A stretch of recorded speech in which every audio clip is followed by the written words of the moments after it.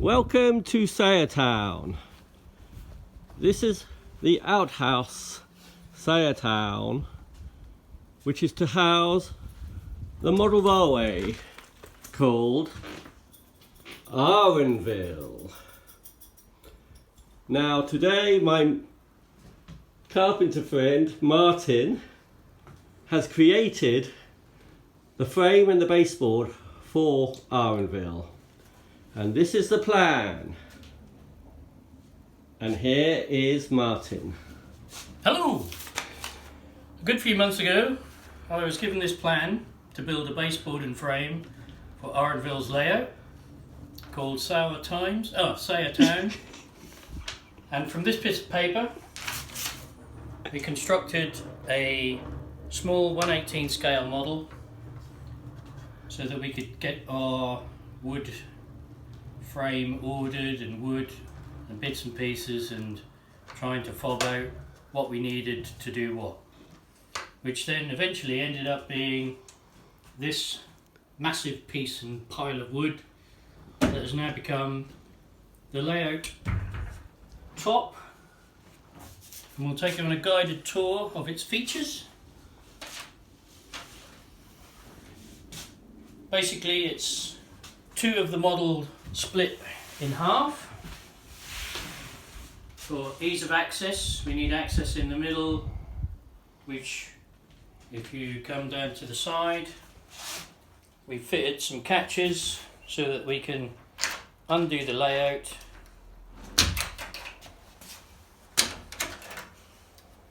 and I'll just head over to the other side. Much the same. To which then our layout will split in half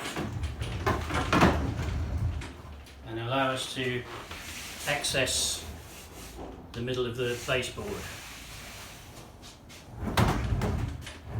The rising feature that we saw on the model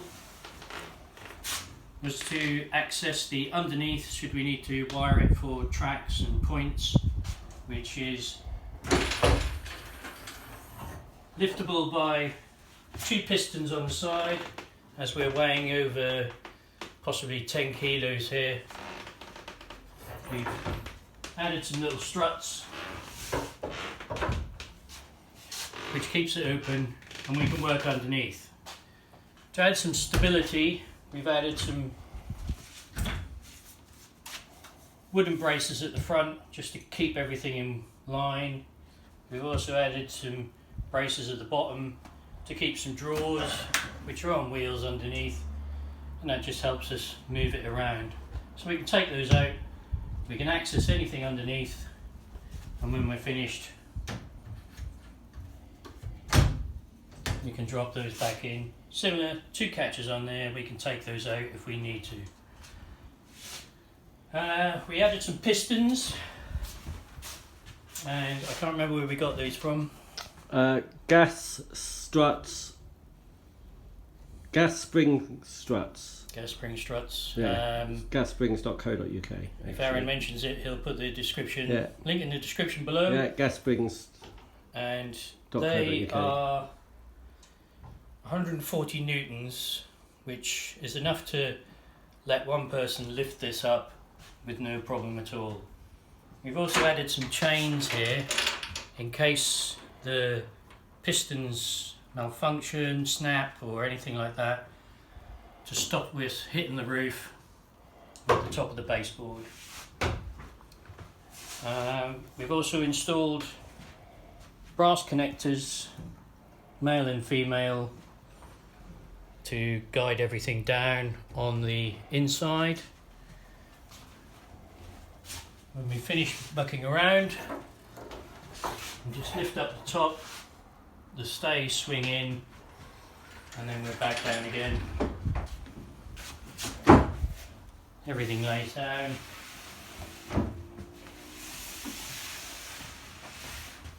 We've also installed brass connectors to the front and the back on the inside, which then helps line up everything. We've also added a small strip of cork along the edge of one of the frames. As with most modular layouts, there's an unsightly gap usually down here, so we've added about 1 millimeters worth of cork, which then helps us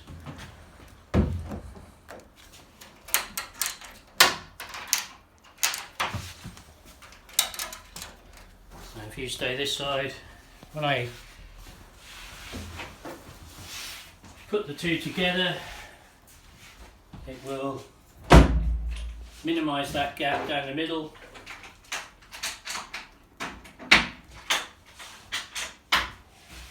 And when we scenic over, the gap underneath the track won't look unsightly because we'll have any sort of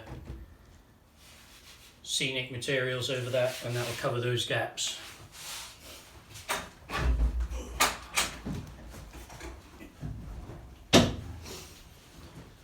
I think that's about it. And because it's on casters, we can walk all the way around. Casters are on. You can move it all around. Yeah, it's nice and easy. Yeah.